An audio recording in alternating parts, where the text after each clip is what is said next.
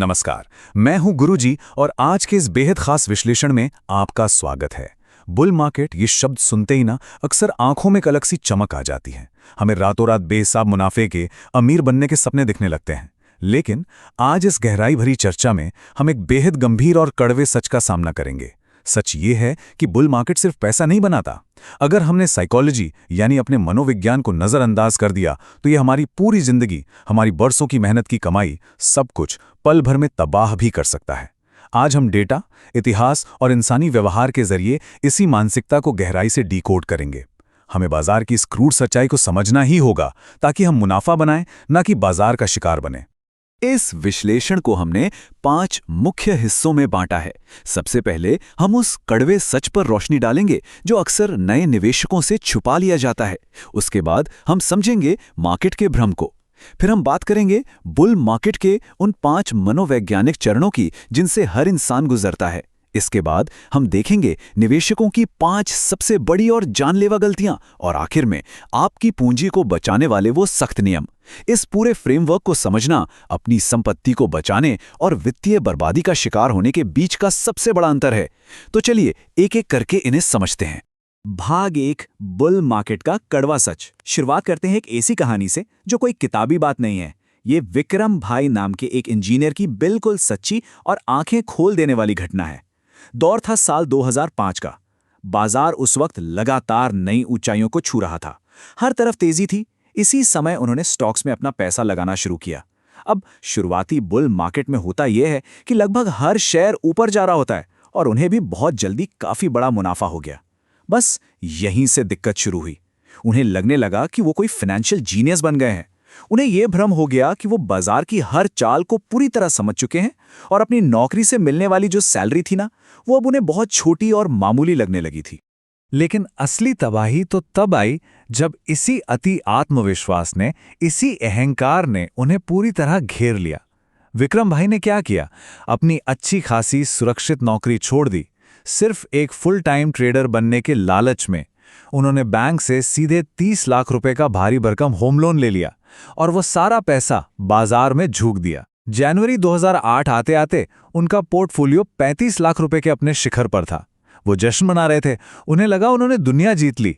लेकिन फिर अचानक ग्लोबल मार्केट क्रैश हुआ, हालात पलटे और अक्टूबर आते आते उनका वो 35 लाख का पोर्टफोलियो गिरकर सिर्फ 9 लाख रुपए का रह गया। 26 लाख रुपए का सीधा नकद नुकसान, ऊपर से सिर पर 30 लाख का भारी लोन जिसकी ईएमआई हर महीने देनी थी, और नौकरी तो वो पहले ही छोड़ चुके थे। ये कोई मामूली कहानी नहीं है, ये एक बहुत बड़ी, बहुत भयानक चेतावनी है। जब हम रिस्क को भूल जाते हैं ना, तो बाजार हमें हमारी असली हैसियत याद दिला देता है। भाग 2, रिफ्लेक्सिविटी, मार्केट का भ्रम। अब यहां एक बहुत ही गहरा सवाल उठता है। आखिर विक्रम भाई जैसे स्मार्ट, पढ़े लिखे और समझदार लोग भी इन मनोवैज्ञानिक जालों में इतनी आसानी से कैसे फंस जाते हैं? इसे गहराई से समझने के लिए हमें फाइनेंस की दुनिया के लेजेंड जॉर्ज सोरोस और उनके सिद्धांत की ओर मुड़ना होगा। उनके इस मशहूर फ्रेमवर्क को रिफ्लेक्सिविटी थ्योरी, या आसान भाषा में कहें तो मार्केट का भ्रम कहा जाता है। ये थ्योरी हमें बताती है कि हम स्क्रीन पर जो देखते हैं और असल में पीछे जो हो रहा होता है, उसमें जमीन आसमान का फर्क है। आइए समझते हैं कि ये भ्रम आखिर काम कैसे करता है। जॉर्ज सोरोस का एक बहुत ही मशहूर कथन है, मार्केट की कीमतें हमेशा गलत होती हैं, वे प्रतिभागियों के पूर्वाग्रहों को दर्शाती हैं। ये कोई साधारण बात नहीं है। उनका बिल्कुल स्पष्ट मानना है कि आप स्क्रीन पर जो कीमत देखते हैं वो कभी सही नहीं होती। इसका सीधा सा मतलब ये है कि किसी शेयर की जो कीमत आपको दिख रही है वो उस कंपनी का असली बुनियादी मूल्य नहीं है। तो फिर वो क्या है? वो कीमत उस वक्त की इंसानी भावनाओं को दिखा रही है, लोगों के लालच को, उनके डर को और झुंड की मानसिकता को दर्शा रही है। जब सब लालची हो जाते हैं तो कीमतें वास्तविकता से कहीं ज्यादा ऊपर हवा में चली जाती हैं। इस पूरी बात को हम आम के पेड़ के भ्रम वाले एक बहुत ही साधारण से उदाहरण से समझ सकते हैं। मान लीजिए एक छोटे से गांव में आम का असली दाम 50 रुपए प्रति किलो है। अब अचानक गांव में एक अफवाह फैल जाती है कि भाई आम की तो बहुत भारी कमी होने वाली है। बस फिर क्या? लोग डर और लालच के मारे उसे अंधाधुंध खरीदना शुरू कर देते हैं। कीमत 50 से बढ़कर 100 रुपए होती है, फिर 200, फिर 300 और देखते ही देखते 400 रुपए तक पहुंच जाती है। अब जरा सोचिए, ये 400 रुपए एक बिल्कुल कृत्रिम कीमत है। ये कोई असली कीमत नहीं है।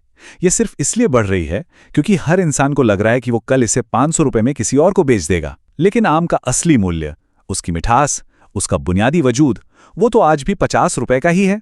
कुछ समय बाद जब वास्तविकता सामने आती है, बाजार में नई सप्लाई आ जाती है और ये भ्रम टूटता है, तो बहुत भारी गिरावट आती है। वो 400 रुपए का आम धड़ाम से सीधे 50 पर गिरता है। स्टॉक मार्केट में भी बिल्कुल ऐसा ही होता है।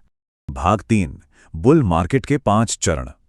अब इस पूरी प्रक्रिया को और भी ज्यादा बारीकी से समझने के लिए हमें यह जानना होगा कि जब मार्केट लगातार ऊपर की तरफ भाग रहा होता है तो हर एक निवेशक किन किन भावनात्मक दौर से गुजरता है। याद रखिए, बुल मार्केट सिर्फ एक आर्थिक चक्र नहीं है, यह पूरी तरह से एक मनोवैज्ञानिक चक्र है।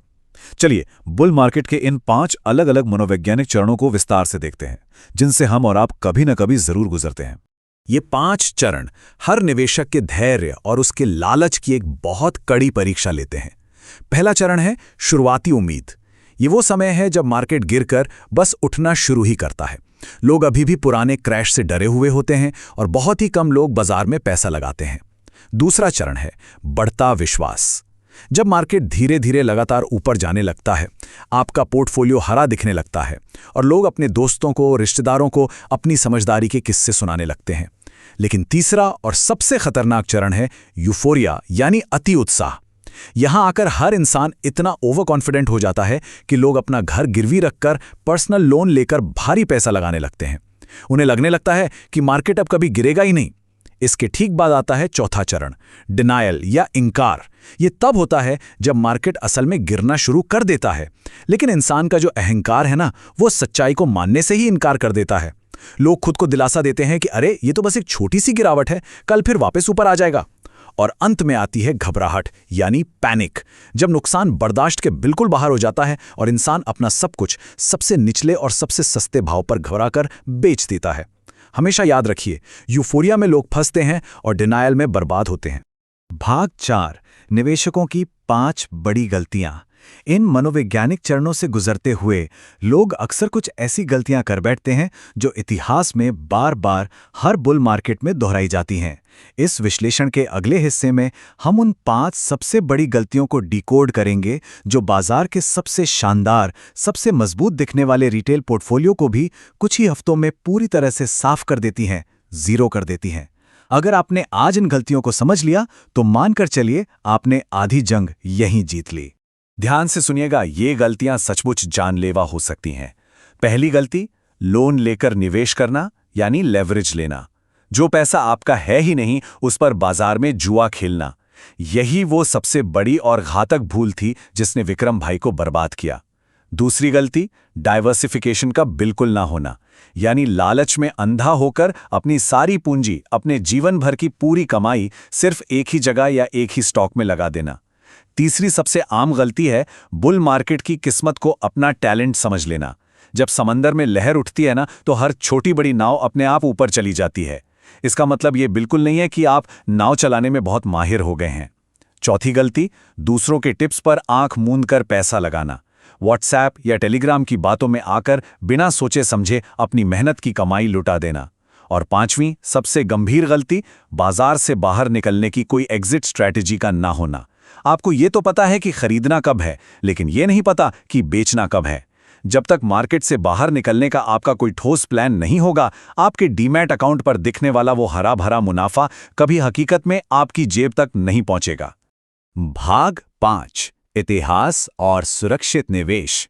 हो सकता है कि अभी तक की ये सारी बातें कुछ लोगों को सिर्फ थ्योरी लग रही हों। ऐसा लग रहा हो कि ये तो बस किताबी ज्ञान है। लेकिन क्या सच में ऐसा होता है? क्या सच में लोग बार बार अपना सब कुछ गंवाते हैं?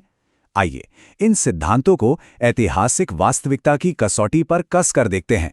हम देखेंगे कि कैसे अति उत्साह और लालच का ये खतरनाक पैटर्न दशकों से बार बार लगातार खुद को दोहराता आ रहा है। भारतीय मार्केट के इतिहास पर अगर हम एक गहरी नजर डालें तो तस्वीर बिल्कुल शीशे की तरह साफ हो जाती है। 1992 का हर्षद मेहता क्रैश याद है आपको?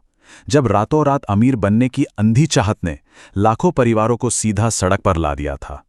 उसके बाद सन 2000 में .com बबल का फटना, जब हर उस कंपनी में पैसा लगाया गया जिसके नाम के आगे सिर्फ .com लगा था, और फिर सब कुछ शून्य हो गया, राख हो गया। फिर आया 2008 का ग्लोबल सब प्राइम संकट, जब रियल एस्टेट और शेयर बाजार का ऐसा भ्रम टूटा जिसने दुनिया भर की बड़ी बड़ी अर्थव्यवस्थाओं को घुटनों पर ला दिया। और हाल ही में 2020 का कोविड क्रैश, जिसके बाद आए भारी उछाल ने फिर से एक नई पीढ़ी को बाजार के इस लालच में खींच लिया है। इतिहास इस बात का पुख्ता गवाह है कि हर बार निवेशकों की एक नई पीढ़ी बाजार में आती है और हर बार वो बिल्कुल उसी भ्रम का शिकार होती है कि इस बार तो सब अलग है, कीमतें अब कभी नहीं गिरेंगी। ये चक्र कभी नहीं रुकता, सिर्फ शिकार होने वाले चेहरे बदल जाते हैं। तो आखिर इस विनाशकारी चक्र से खुद को बचाया कैसे जाए? अपनी खून पसीने की कमाई को कैसे सुरक्षित रखा जाए? बचाव के ये 5 कड़े नियम हैं, जिनका पालन हर हाल में बिना किसी समझौते के होना ही चाहिए। पहला नियम, निवेश करने से पहले अपना एक लिखित प्लान बनाएं। आपका लक्ष्य क्या है, आप कितना रिस्क ले सकते हैं, ये सब कागज पर लिखा होना चाहिए। दूसरा नियम, समय समय पर अपने मुनाफे को बुक करते रहें। जो मुनाफा आपकी जेब में, आपके घर आ गया, असल में वही आपका है। तीसरा नियम, निवेश के लिए कभी भी, मैं फिर से दोहराता हूं, कभी भी लोन ना लें। जीरो लेवरेज का नियम सबसे अहम है। चौथा, किसी भी तरह की टिप्स को पूरी तरह अनदेखा करें। अपनी खुद की रिसर्च और अपनी समझ पर भरोसा करें। और पांचवा नियम, जॉर्ज सोरोस की वो बात हमेशा याद रखें कि मार्केट का भ्रम गलत हो सकता है, बाजार कोई भगवान नहीं है। एक अनुभवी मेंटोर के नाते मेरा आपसे ये सख्त लेकिन आत्मीय आग्रह है कि इन नियमों को अपनी हर निवेश रणनीति की नींव जरूर बनाएं। इस पूरी चर्चा का अंतिम और सबसे महत्वपूर्ण विचार जो आपको आज अपने साथ घर ले जाना चाहिए वो यही है। जॉर्ज सोरोस हमेशा कहते हैं कि निवेश की इस दुनिया में ये बात बिल्कुल अहम नहीं है कि हम कितनी बार सही साबित होते हैं या कितनी बार गलत होते हैं, बल्कि सबसे अहम बात यह है कि जब हम गलत होते हैं तो हम अपने जोखिम को कैसे मैनेज करते हैं और अपने नुकसान को कैसे कम से कम रखते हैं। इस पूरे विश्लेषण का एकमात्र उद्देश्य आपके भीतर यही जागरूकता लाना है ताकि आप उस अंधे लालच से खुद को बचा सकें। तो आज रात जब आप एकांत में हों तो खुद से ये एक सवाल जरूर पूछिएगा, अगले बुल मार्केट के लिए, अगले बड़े उतार चढ़ाव के लिए क्या हम सच में तैयार हैं?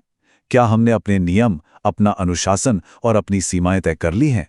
इस सवाल पर बहुत गहराई से विचार जरूर करें, क्योंकि आपका कल का भविष्य आपके आज के अनुशासन पर ही निर्भर करता है। इस विश्लेषण में मेरे साथ जुड़ने और अपना कीमती समय देने के लिए आपका बहुत बहुत धन्यवाद। सतर्क रहें और सुरक्षित निवेश करें।